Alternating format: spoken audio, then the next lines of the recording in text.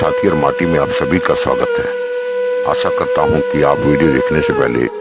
Bell icon दबाकर subscribe करें। कैसे मेरे शब्दों में इतना जोर नहीं, पूरी दुनिया का इतिहास पढ़ा है हमने, मगर आपके जैसा कोई और नहीं, आपके जैसा कोई और नहीं। भारत में जन्मे महामानव, भारत को दिशा और दशा देने वाले भारत रत्न बाबा साहब डॉक्टर भीमराव अंबेडकर जी,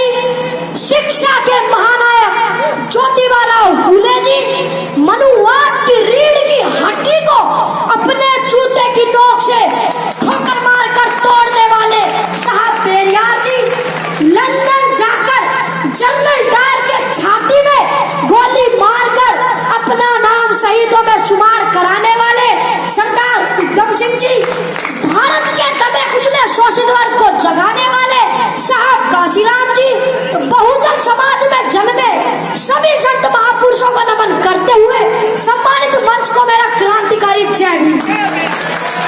साथियों, आज के दिन मैं उन लोगों के बारे में कुछ कहना चाहता हूँ जिनकी औकात चार पाई पर बैठने की नहीं थी, आज वो बड़े बड़े पदों पर बैठकर कह रहे हैं कि बाबा साहब ने हमारे लिए किया ही क्या है।